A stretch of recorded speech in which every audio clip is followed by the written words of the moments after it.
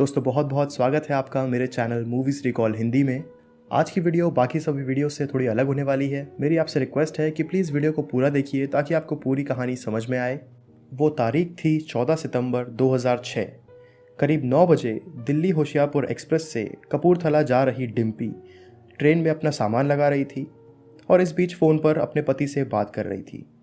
किसी बात को लेकर उसके पति से उसकी थोड़ी नोक-झोंक हो जाती है और फिर फ़ोन काट कर वो अपनी सीट पर बैठ जाती है। वो देखती है कि उसके सामने वाली सीट पर एक फ़ौजी बैठा था जिसका नाम था हरभजन सिंह। तो डिम्पी उससे बात करना शुरू कर देती है।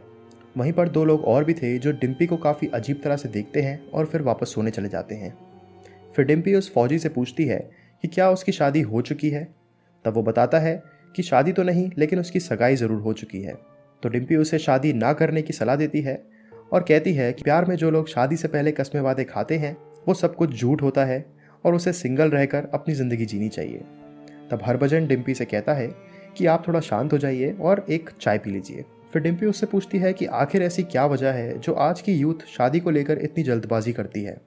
तो जवाब में हरभजन कहता है कि बॉर्डर पर पहरा देते वक्त वो इस बारे में काफ़ी सोचता है और किसी भी इंसान की ज़िंदगी एक लड़ाई से कम तो नहीं है। पहले पैदा होने की रेस, फिर पढ़ाई की चिंता, नौकरी और फिर एक फ़ौजी की नौकरी का मतलब तो पड़ोसी देश से जंग होता है। यहाँ तक कि उनकी ट्रेन के रास्ते में भी 2 जंग के मैदान पड़ेंगे, पानीपत और कुरुक्षेत्र। अब इस सब के बाद साल में 1 महीने की छुट्टी लेकर उस दौरान भी अगर वो अपने चाहने वालों से लड़ेगा और झगड़ेगा तो प्यार के लिए तो वक्त ही नहीं बचाना फिर। तब डिम्पी बताती है कि उसके ससुर कई साल पहले ही गुजर चुके थे और अब उसकी सास अपने बेटे की हर बात में दखलंदाजी करती है जो उसे बिल्कुल भी पसंद नहीं है। तब हरभजन उससे एक सवाल करता है कि एक औरत जिसके बेटे के अलावा उसका कोई और नहीं है, वो भी अगर शादी कर कर अपनी गृहस्थी में व्यस्त हो जाएगा तो क्या उस माँ को अकेलापन महसूस नहीं होगा। पर डिम्पी के नाखुश होने की वजह ये थी कि उसकी सास ने उसे दिल्ली से अपने गांव बुला लिया था। वो कहती है कि शादी से पहले उनके बीच बहुत प्यार था। उसके पति जीत ने उसके एक दोस्त की शादी में उसे पसंद किया था और तभी जीत की माँ यानी कि उसकी सास को अगर बहू चाहिए थी तो वो थी सिर्फ और सिर्फ डिम्पी। हरभजन उसे कहता है कि एक लड़का अपनी पत्नी में हमेशा अपनी माँ को देखता है। ज़रूर डिम्पी भी बिल्कुल उसकी सास की तरह ही होगी जो पूरे घर का ख्याल रखे और उनके जाने के बाद घर को जोड़ कर रखे। और गांव बुलाने की वजह भी शायद यही होगी ताकि वो वहाँ के तौर तरीके सीख जाए।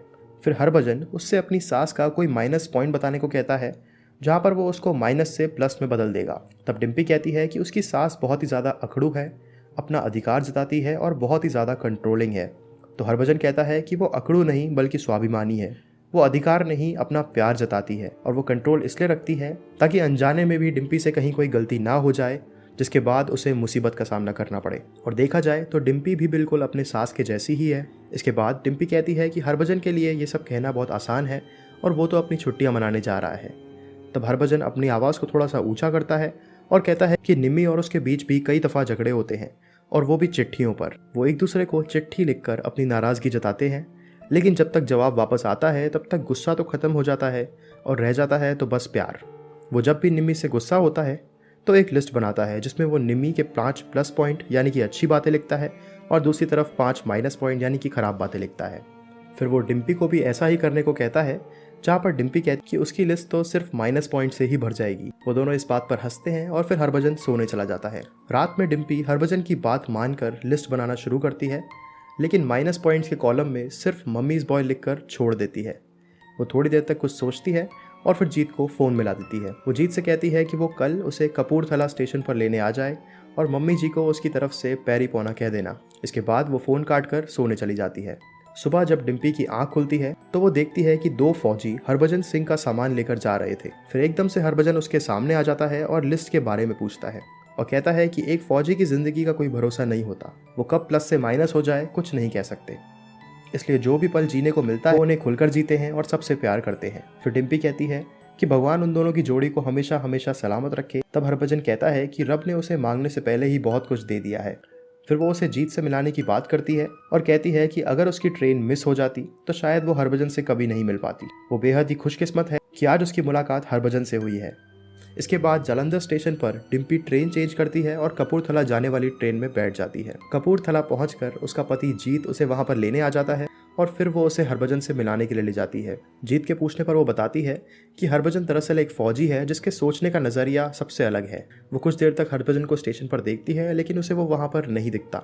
फिर उसे वहाँ पर वो दोनों फौजी दिखाई देते हैं जो ट्रेन में से हरभजन का सामान ले गए थे। वो जब उन दोनों से हरभजन के बारे में पूछती है तो वो हैरान रह जाते हैं। वो उसे बताते हैं कि बाबा जी तो कई साल पहले ही शहीद हो गए थे जब वो लगभग 22-23 साल की उम्र के रहे होंगे। डिम्पी को विश्वास नहीं होता तो वो फौजी उसे एक फोटो दिखाता है और कहता है कि उन लोगों की गलती नहीं है, हिंदुस्तान के लोगों को बस एक्टर्स और क्रिकेटर्स की कहानियां ही याद रहती हैं। वो जाएं और इंटरनेट पर जाकर बाबा हरभजन सिंह जी की कहानी पढ़ लें। दरअसल बाबा हरभजन सिंह इंडियन आर्मी के एक सिपाही थे और वो 22 साल की उम्र में शहीद हो गए थे। उनके 3 दिनों तक ना मिलने पर मिलिट्री ने उन्हें एक भगौड़ा घोषित कर दिया था, लेकिन कुछ दिन बाद वो अपने एक दोस्त के सपने में आए और अपने शव का ठिकाना उन्हें बताया। मिलिट्री को ढूंढने पर ठीक उसी जगह पर हरभजन सिंह जी का शव मिला और यहीं से शुरुआत हुई आगे होने वाली सभी घटनाओं की। ऐसा कहा जाता है कि इंडो चाइना बॉर्डर पर उनकी आत्मा आज भी पहरा दे रही है और सिपाहियों के सपने में आकर वो उन्हें दुश्मनों के सभी ठिकाने और प्लान्स बता देते हैं। रात को ड्यूटी के वक्त अगर कोई सिपाही सो जाया करता था तो उसे एक जोरदार चांटा महसूस होता था जो कि हरभजन सिंह की आत्मा मारा करती थी। बाबा जी को महावीर चक्र से सम्मानित किया जा चुका है और इंडियन आर्मी आज भी उनकी सैलरी, उनकी छुट्टियां, यूनिफॉर्म, प्रमोशन सभी चीज़ों का ख्याल रखती है। हर साल 2 फौजी उनका सामान उनके गांव कपूरथला ले जाया करते थे और समझौते के वक्त उनके लिए हमेशा एक कुर्सी खाली भी रखी जाती है। मरने के बाद भी उनकी आत्मा अपने देश के प्रति अपना कर्तव्य निभाती रही और दिसंबर 2006 में बतौर कैप्टन उनका रिटायरमेंट हो गया। मूवी के एंड में हम डिम्पी को देखते हैं जो अपने गांव आ चुकी थी और पिछली बार की तरह ही एक लिस्ट बना रही थी जिसमें इस बार माइनस पॉइंट्स का कॉलम पूरी तरह से ही खाली था। तो दोस्तों ये थी बाबा हरभजन सिंह जी की एक छोटी सी कहानी, लेकिन आज मैं आपसे वीडियो को लाइक या शेयर करने के लिए नहीं कहूँगा। मैं बस आपसे इतना कहना चाहता हूँ कि न जाने ऐसी कितनी ही कहानियाँ और कितने ही किस्से किताबों के पन्नों में बंद रह जाते हैं। हमारी रक्षा करते हुए बॉर्डर पर जो सिपाही हर वक्त तैनात रहते हैं उनके बारे में हम कितना ही जानते हैं, लेकिन हाँ, अगर हमें किसी चीज़ की परवाह है तो वो है सेलिब्रिटीज़ और उनसे जुड़े हुए लोग। दोस्तों, इस देश का भविष्य हम हैं और अगर हम सही में बदलाव लाना चाहते हैं तो हमें आज से, अभी से और सबसे पहले खुद से शुरुआत करनी पड़ेगी। देश के वीर सिपाही बाबा हरभजन सिंह जी को पूरे वतन की तरफ से कोटि कोटि प्रणाम। वीडियो को पूरा देखने के लिए बहुत बहुत शुक्रिया। मैं मिलता हूँ आपसे अगले वीडियो में। जय हिंद, जय भारत।